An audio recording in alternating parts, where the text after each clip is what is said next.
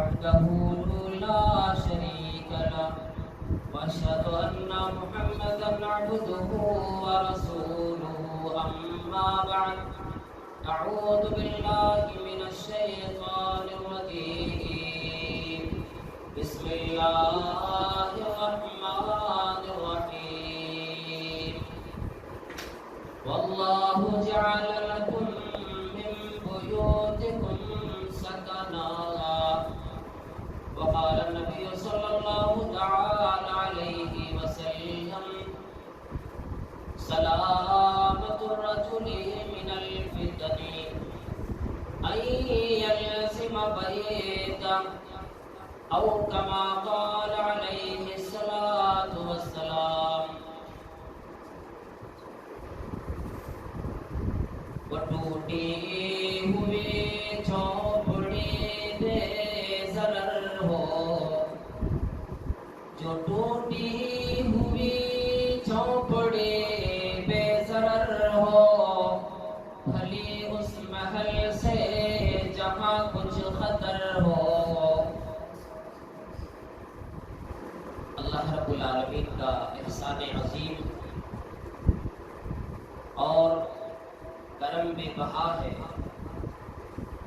کہ ہمیں اور آپ کو اس رب کائنات نے مسکن بھی عطا کیا اس دنیاوی زندگی کے لیے، ہمیں اور آپ کو اطمینان و سکون عطا کرنے کے لیے ایک ایسی جگہ ہم سب کو عطا فرمائی کہ وہ جگہ جیسے ملتی ہے آدمی کو سکون اور دل میں قرار آ جاتا ہے. اگر وہاں پر جس کا ذکر ہونے والا ہے دینی تعلیم کا اجرا ہو، قرآن کریم کی تعلیم دی جاتی ہو، قرآن کریم کی تلاوت کی جاتی ہو، وہاں پر اللہ رب العالمین کے کرم سے وہاں سکون ملا کرتا ہے. اور اس سے مراد ہے وہ جو پروردگار عالم نے ہم تمام کے لیے منتخب فرما لیا، ہم تمام کو عطا کیا. اور دنیا کی جتنی بھی مخلوق ہے ہر ایک مخلوق کو وہ چیز ملتی ہے جسے ہم اور آپ اپنا مسکن، اپنا گھر کہتے ہیں. دنیا میں تو جتنی آبادیاں اتنے گھر، اتنی بلڈنگیں بنی، اتنی عمارتیں بنتی چلی جا رہی ہیں، لیکن سکون ہر عمارت میں نہیں ملتی، اطمینان قلب ہر گھر میں نہیں ملتا، دل کو سکون، دل کو قرار کسی اور جگہ میں نہیں ملتا. مطلب کیا ہے؟ اس میں اللہ رب العالمین نے بڑی مصلحت رکھی. ہم میں آپ میں سے کوئی بھی آدمی اپنے گھر کو چھوڑ کر کسی اور محلے میں چلا جائے، کسی اور کے گھر میں چلا جائے تو وہاں اس کو چین نہیں ملے. عارضی طور پر کچھ دیر کے لیے آدمی ملاقات کے لیے، کسی کی زیارت کے لیے، میل محبت کی وجہ سے، رشتہ داریاں نبھانے کے لیے، دوستی یاری پوری کرنے کے لیے آدمی چلا جاتا ہے، لیکن کچھ ہی دیر وہاں پر ٹھیک لگتا، ورنہ دل اپنے گھر میں لٹکا ہوا ہوگا. وجہ یہ ہے کہ اللہ رب العالمین نے ہر آدمی کا سکون ایک طریقے کی اس کے گھر میں دے دیا. اللہ رب العالمین نے فرمایا واللہ جعل لکم من بیوتکم سکنا. اللہ رب العالمین وہی ذات ہے جس نے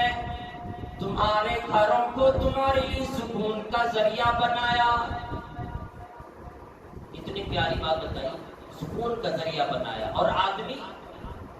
جسے صحابہ کرام عرب میں رہتے تھے، یہ زندگی نہیں تھی جیسے ہم اور آپ بلڈنگیں آج بنا رہے ہیں، وہ نہیں بناتے تھے، یہ خیال نہیں تھا ان کا. اسی لیے تو قرآن کریم نے جا بجا یہ بات فرما دی، اللہ ان سے راضی، وہ اللہ سے راضی تھے. فَإِنْ آمَنُوا بِمِثْلِ مَا آمَنْتُمْ بِهِ فَقَدْ اهْتَدَوْا. اگر ان کی راہ پہ چلنا چاہتے ہو، جیسے رویہ انہوں نے اختیار کیے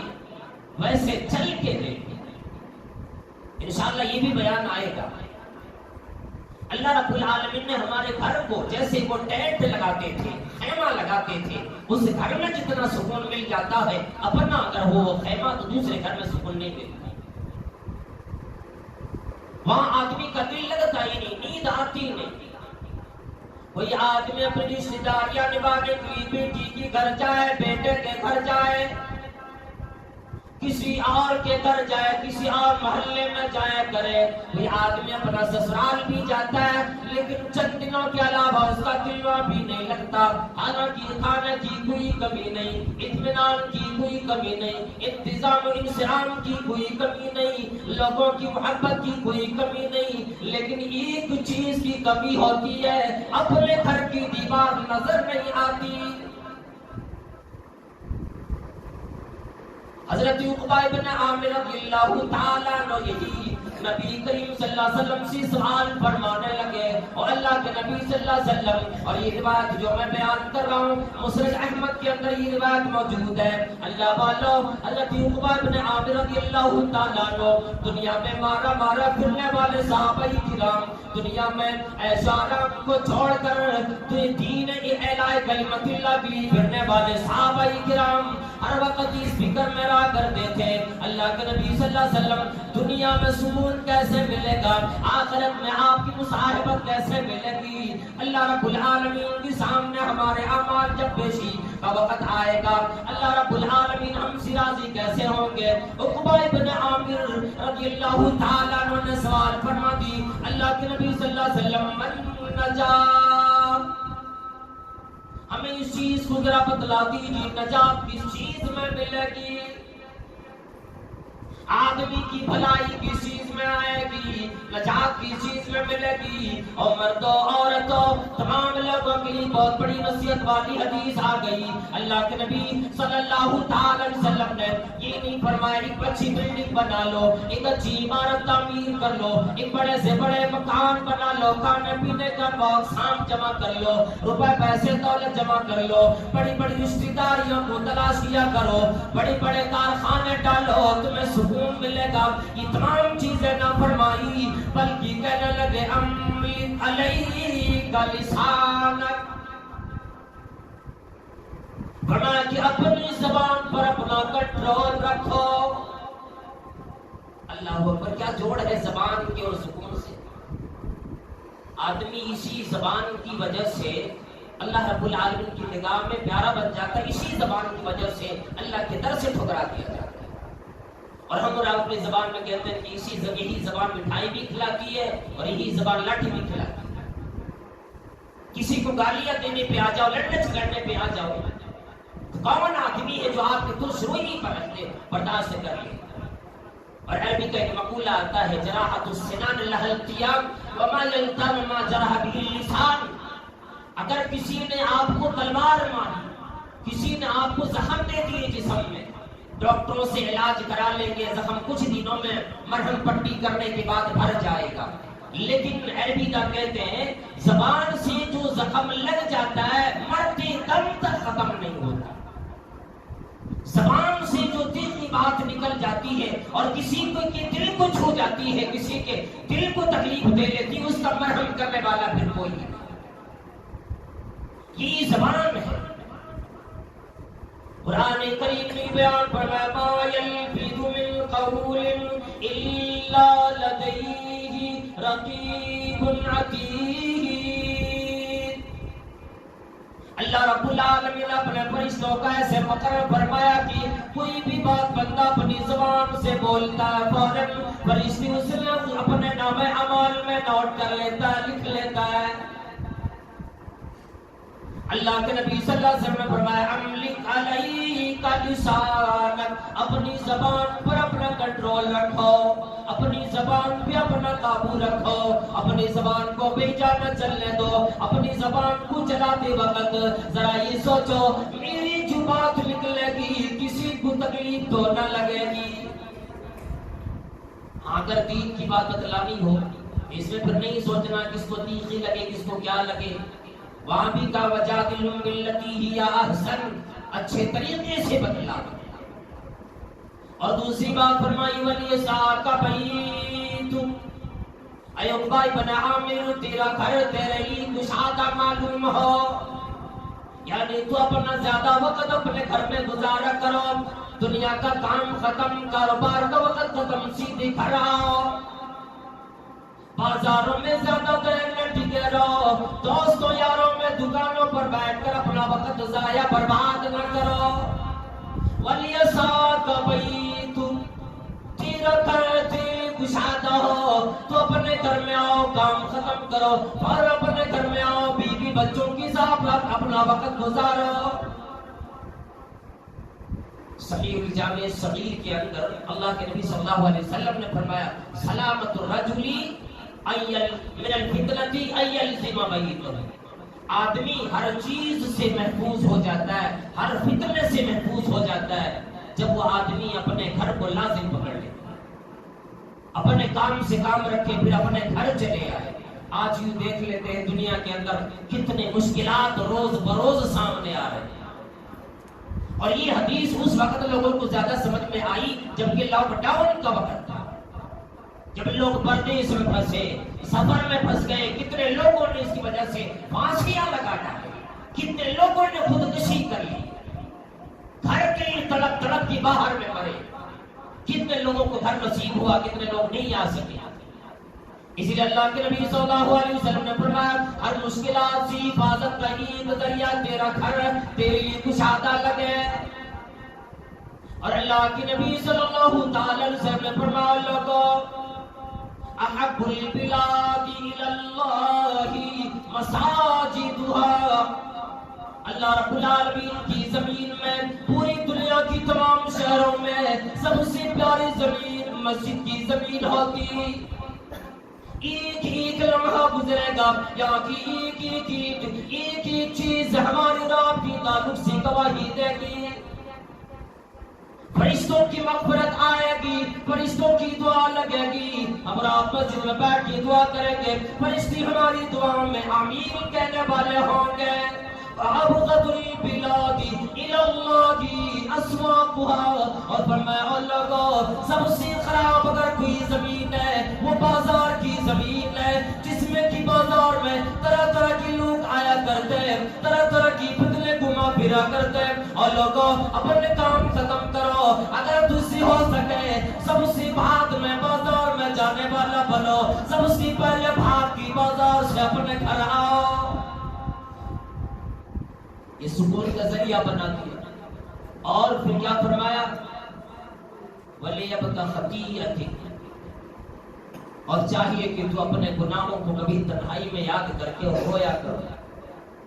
ہم میں اور آپ میں سے کس کو یہ فرصت ملتی ہے کہ آدمی اپنے گناہوں کو یاد کرتا ہو ہر روز؟ حضرت عمر فاروق رضی اللہ تعالیٰ فرماتے ہیں لوگوں حاسبوا قبل ان تحاسبوا،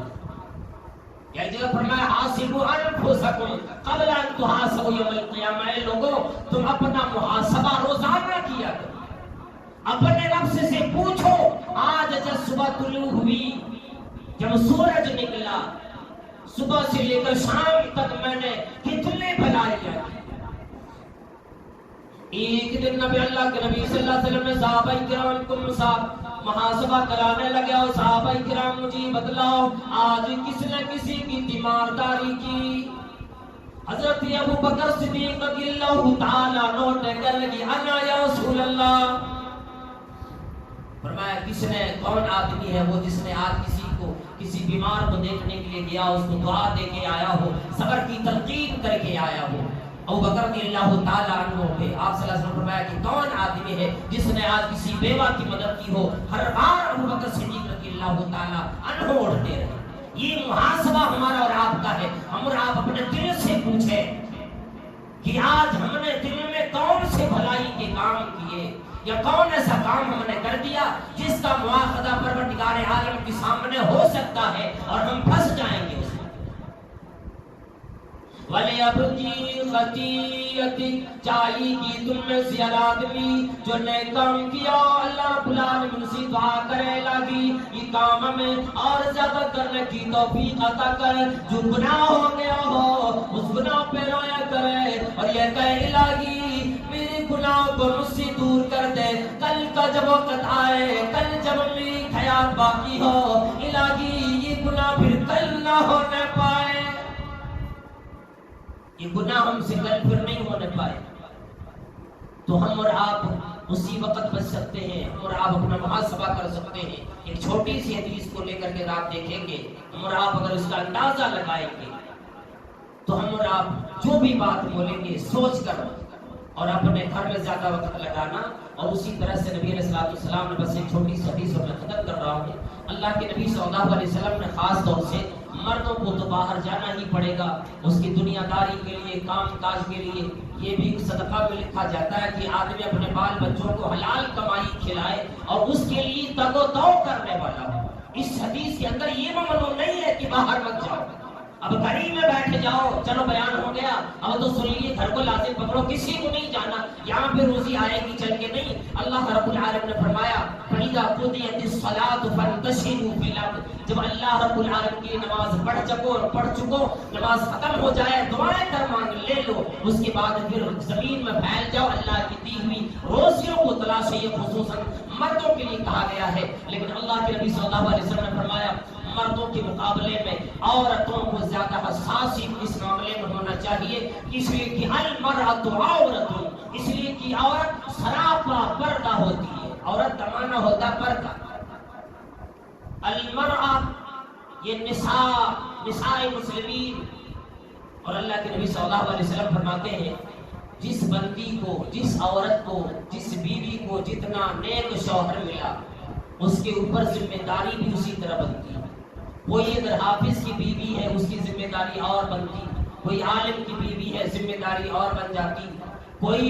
نمازی کی بیوی ہے اس کی ذمہ داری اور بن جاتی. یہ کہ اللہ رب العالمین پوچھے گا میں نے تجھے اتنا ایسا شوہر دیا، میں نے تجھے فلاں جیسے شوہر دیا، میں نے تجھے اتنا نیک شوہر دیا، تم نے اس کے ساتھ کیا کام کیا؟ اللہ کے نبی صلی اللہ علیہ وسلم فرماتا ہے المرأۃ عورۃ فإذا خرجت استشرفها الشیطان. یہ عورت سراپا پردے کی چیز ہے، جب اپنے گھر سے نکلتی ہے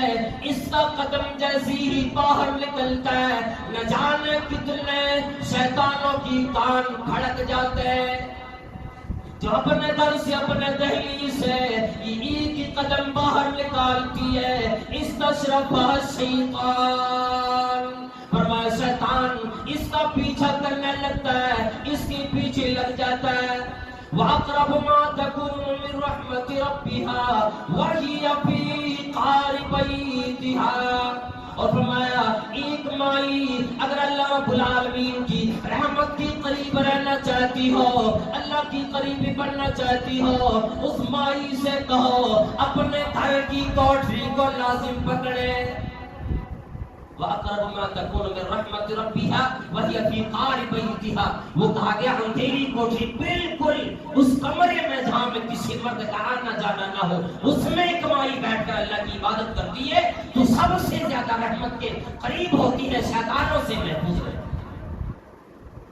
اس لیے کہ شیطان کبھی بھی فتنے میں ڈالنے کے لیے ہمارے اور آپ کے پیچھے لگا ہوا رہتا ہے. اس لیے ہمارے آپ کو، مردوں کو بھی عورتوں کو بھی، تمام لوگوں کو اس خاص مہینے میں اس کا احتیاط اور اس کا اہتمام کرنا چاہیے کہ ہم اور آپ اس سے زیادہ بچنے کی کوشش کریں. اور روزے کی حالت میں اللہ سے یہ بھی دعا کریں یا اللہ ہم تمام لوگوں کی جو اوقات ہیں، جو لمحات ہیں، یا اللہ تیری عبادت میں لگانے کی توفیق عطا فرما، اور ہم سب کو پروردگار عالم ہم سب کی عزت و آبرو کی حفاظت فرما. الہ العالم ہم سب کو شیطان کے مکر و فریب سے بچا، شیطان کے خطرناک پروپیگنڈا اور اس کے بری چال سے ہم سب کی حفاظت فرما یا اللہ. اس لیے کہ ہمارا نفس امارہ ہے جو اس پر اکسایا کرتا ہے، برائیوں پر اکساتا ہے. پروردگار عالم ہم سب کو اپنے نفس امارہ پر اپنا کنٹرول اور اپنا قابو رکھنے کی توفیق عطا فرما. آمین. وآخر دعوانا الحمدللہ رب العالمین. السلام علیکم ورحمۃ اللہ وبرکاتہ.